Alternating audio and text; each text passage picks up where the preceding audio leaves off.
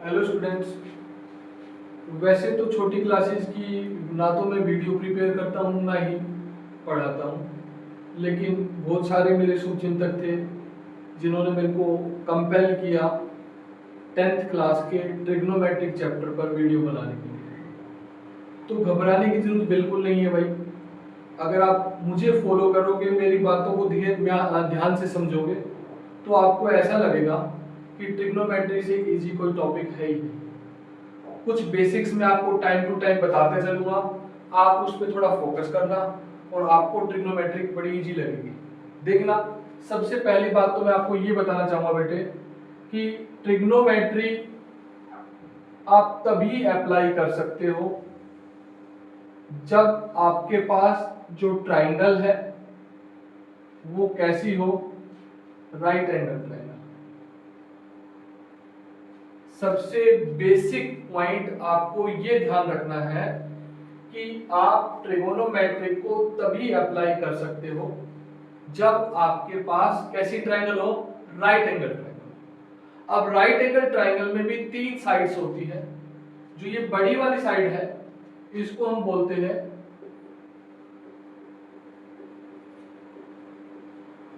Hypotenuse. ये दोनों जो बीसी साइड और एबी साइड है, इसको लेकर के हम पहले से प्रिडिक्ट नहीं कर सकते कि कौन सा परपेंडिकुलर है और कौन सा बेस है, क्योंकि अगर आप एंगल ए को कंसीडर करोगे तो रूल ये होता है कि एंगल के सामने वाली साइड परपेंडिकुलर होती है, तो फिर बीसी क्या हो जाएगा, परपेंडिकुलर, एबी क्या हो जाएगा, बेस। लेकिन अगर आप सी एंगल को कंसीडर करोगे तो एंगल के सामने वाली साइड क्या होगी, परपेंडिकुलर, ये क्या बन जाएगा, बेस, और हाइपोटेन्यूज क्या रहेगा, फिक्स। अब मान लो हम ए एंगल के लिए डिस्कस कर रहे हैं, तो एंगल के सामने वाली साइड क्या होगी, परपेंडिकुलर,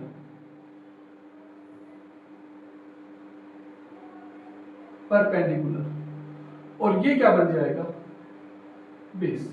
तो मुझे लगता है कि आपको समझ में आ गया होगा। ट्रिगोनोमेट्रिक को आप तभी अप्लाई कर सकते हो जब आपकी एक तो ट्राइंगल कैसी हो, राइट एंगल ट्राइंगल हो, और परपेंडिकुलर और बेस को लेकर के आप पहले से प्रिडिक्ट नहीं हो सकते। अगर आपको एंगल ए कंसीडर करना है तब परपेंडिकुलर बीसी होगा, बेस एबी होगा, हाइपोटेन्यूज फिक्स है। लेकिन अगर आप एंगल सी को कंसीडर करोगे तो ये बेसिक चीज ध्यान रखना, जो भी एंगल आप कंसीडर करते हैं तो उसके जो सामने वाली अपोजिट वाली साइड होती है, अब जैसे सी एंगल आपने कंसीडर किया तो इसके सामने वाली साइड ये है, तब ये परपेंडिकुलर हो जाएगी, ये बेस हो जाएगी। धीरे धीरे जब हम आपको क्वेश्चन कराएंगे तो आपको समझ में आने लग जाएगा कि कौन सा परपेंडिकुलर है, कौन सा बेस है। लेकिन ये फिलहाल आपको समझ में आ गया कि हमारे पास एक ट्राइंगल एबीसी है जिसमें 90 डिग्री कहां पे है, बी पे है, और AC क्या कहलाएगा, हाइपोटेन्यूज। अगर आप एंगल A को कंसीडर करते हो तो A के सामने वाली साइड परपेंडिकुलर होगी, तो यानी कि BC क्या होगा, परपेंडिकुलर, और AB क्या होगा, बेस। अब हमारे पास 6 ट्रिगोनोमेट्रिक रेशियो है टोटल। 10th स्टैंडर्ड में भी हम वो यूज करते हैं, 11th स्टैंडर्ड में भी यूज करते हैं, 12th स्टैंडर्ड में भी यूज करते हैं। वो कौन कौन से हैं, देखिए सबसे पहले तो आपको ये बताओ कि वो ट्रिगोनोमेट्रिक रेशियो कौन कौन से हैं। तो एक तो साइन है, चलो इस तरह बता देता हूं, एक तो साइन है, एक कॉस है, एक टेन है, एक कोट है, एक सेक है, और एक कोसेक है। ये 6 ट्रिग्नोमेट्रिक रेशियो आपके सामने है। अभी मैंने इनके साथ एंगल नहीं ज्वाइन किया है, सिर्फ आपको नाम बताया है। एक साइन होता है, एक कॉस होता है, एक टेन होता है, एक कॉट होता है, एक सेक होता है, और एक कोसेक होता है। अगर आपसे कोई ये बोले कि साइन की वैल्यू निकालो तो आप ये ध्यान रखना, साइन होता है परपेंडिकुलर अपॉन हाइपोटेन्यूज। साइन की जब भी आप वैल्यू निकालोगे तो साइन किसके इक्वल होता है, परपेंडिकुलर अपॉन हाइपोटेन्यूज। कोस जो होता है वो होता है base upon hypotenuse. Clear, sine किसके इक्वल होता है, परपेंडिकुलर अपॉन हाइपोटेन्यूज। बेस जो होता है परपेंडिकुलर अपॉन हाइपोटेन्यूज। टेन जो होता है परपेंडिकुलर अपॉन बेस। फिर ध्यान से देखिए, साइन किसके इक्वल होता है, परपेंडिकुलर अपॉन हाइपोटेन्यूज। कोस होता है बेस अपॉन हाइपोटेन्यूज, tan होता है परपेंडिकुलर अपॉन बेस, फिर कोसेक होता है हाइपोटेन्यूज अपॉन परपेंडिकुलर, सेक होता है, इनका रिवर्स कर देंगे क्योंकि साइन का रेसिप्रोकल कौन होता है कोसेक, कोस का रेसिप्रोकल कौन होता है सेक, तो वो क्या होगा हाइपोटेन्यूज अपॉन बेस, और कोट होगा बेस अपॉन परपेंडिकुलर।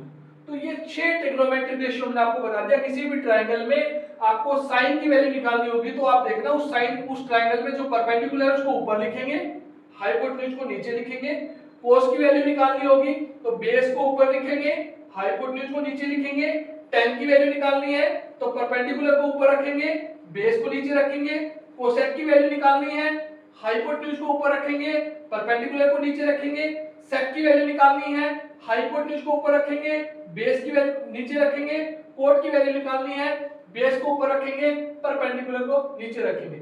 और एक और फिर मैं आपको बता चुका साइन का रेसिप्रोकल होता है कोसेक, कोस का रेसिप्रोकल होता है सेक और tan का रेसिप्रोकल होता है कोट। अब सपोज करो कि कोई आपसे कहे कि साइन a की वैल्यू निकालिए, किसकी वैल्यू निकालिए साइन a की, a का मतलब ये एंगल है, ये वाला एंगल, तो अभी हमने आपको बताया था एंगल a के सामने वाली साइड क्या होती है परपेंडिकुलर, ये क्या हो जाएगा बेस और ये क्या हो जाएगा हाइपोटेन्यूज। तो इसी ट्रायंगल की तीनों साइड्स के अकॉर्डिंग हम साइन की वैल्यू भी निकालेंगे, कोस की वैल्यू भी निकालेंगे, tan की वैल्यू भी निकालेंगे, sec की वैल्यू भी निकालेंगे, cosec की वैल्यू भी निकालेंगे और cot की वैल्यू निकालेंगे।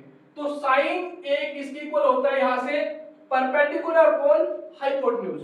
तो इस ट्रायंगल में परपेंडिकुलर कौन है BC और हाइपोटेन्यूज कौन है AC। इसी तरह से अगर कोई आपसे कहे cos a की वैल्यू निकालो तो यहां से cos किसके इक्वल होता है बेस अपॉन हाइपोटेन्यूज।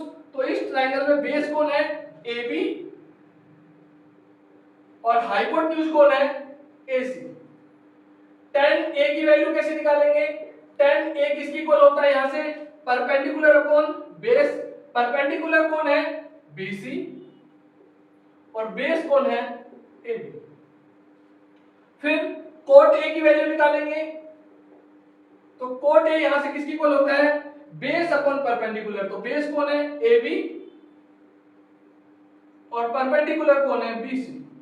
फिर sec की वैल्यू निकालेंगे sec a, तो sec a किसके इक्वल होता है हाइपोटेन्यूज अपॉन बेस, तो हाइपोटेन्यूज कौन है AC और बेस कौन है AB।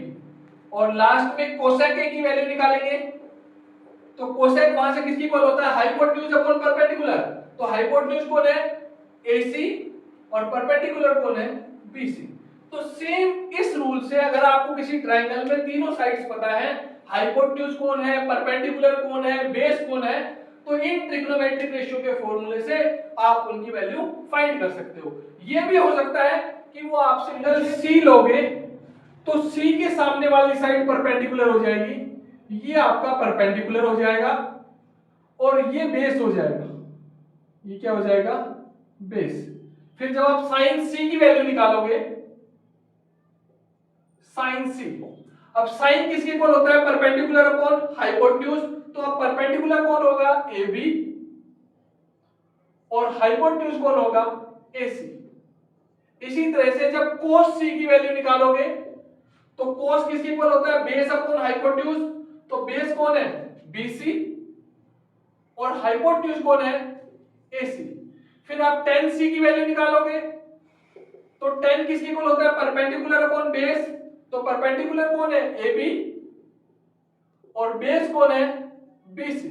फिर आप sec C की वैल्यू निकालोगे तो sec किसके इक्वल होता है हाइपोटेन्यूज अपॉन बेस और हाइपोटेन्यूज कौन है आपका AC और बेस कौन है BC।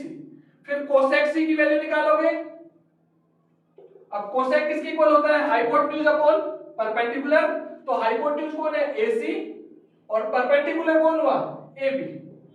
फिर cot C, cot किसके इक्वल होता है बेस अपॉन परपेंडिकुलर और बेस कौन है BC और परपेंडिकुलर कौन है AB।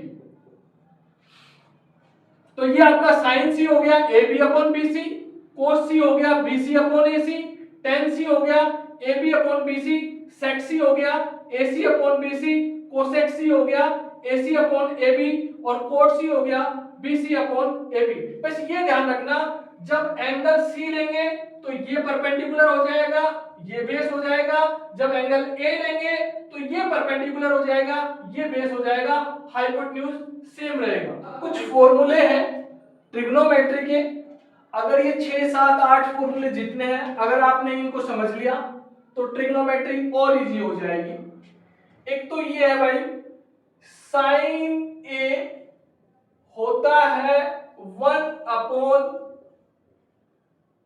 कोसेक के, साइन ए किसकी इक्वल होता है 1 अपॉन कोसेक के, और कोसेक ए होता है 1 अपॉन साइन ए। इसी तरह से cos ए होता है 1 अपॉन sec ए के, और sec ए होता है 1 अपॉन cos ए के।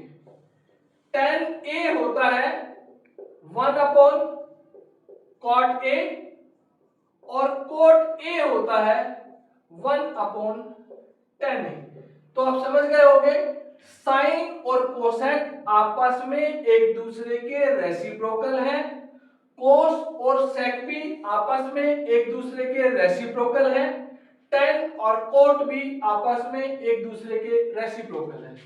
अगर आप टेन को डिफाइन करना चाहते हो इन टर्म्स ऑफ साइन और कोस तो टेन ए इक्वल्स टू होता है sine A upon cos A, cot A equals to होता है कोस ए अपॉन साइन ए।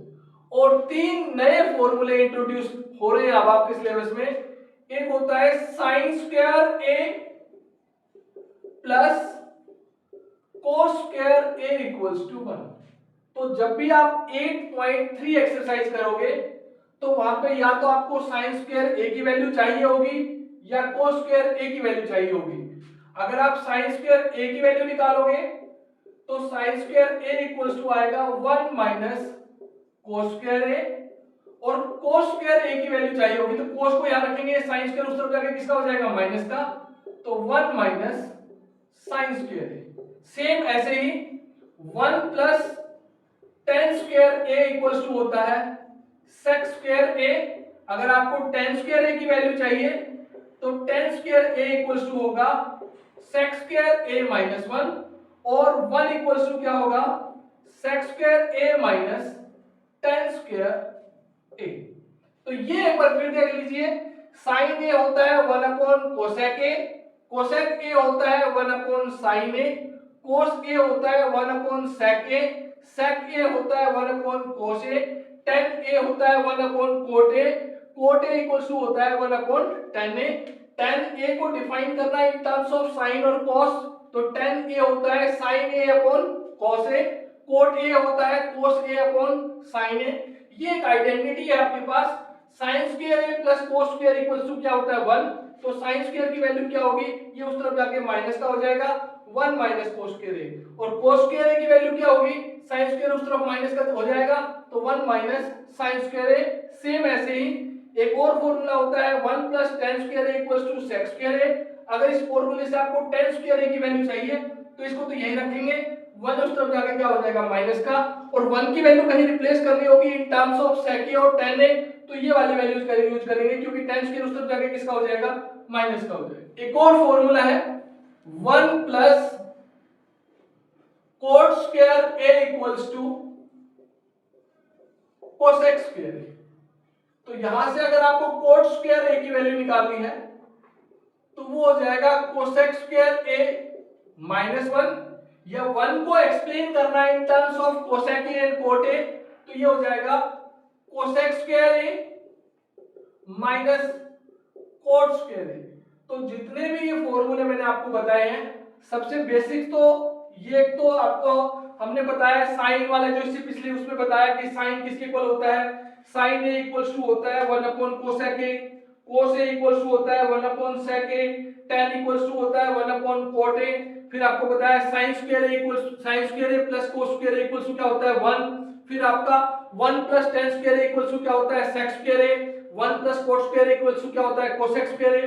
तो इन अगर ये फॉर्मूले आपको समझ में आ गए, दूसरा ये समझ में आ गया साइन कैसे निकालते हैं, साइन की वैल्यू कैसे निकालते हैं, कोस की वैल्यू कैसे निकालते हैं, tan की वैल्यू कैसे निकालते हैं, और ये तीन आपको आती है तो आप इसका रेसिप्रोकल ले लो, क्योंकि कोसेक साइन का रेसिप्रोकल होता है। देखिए उल्टा हो गया, ये हाइपोटेन्यूज ऊपर चला गया है, परपेंडिकुलर नीचे आ गया है।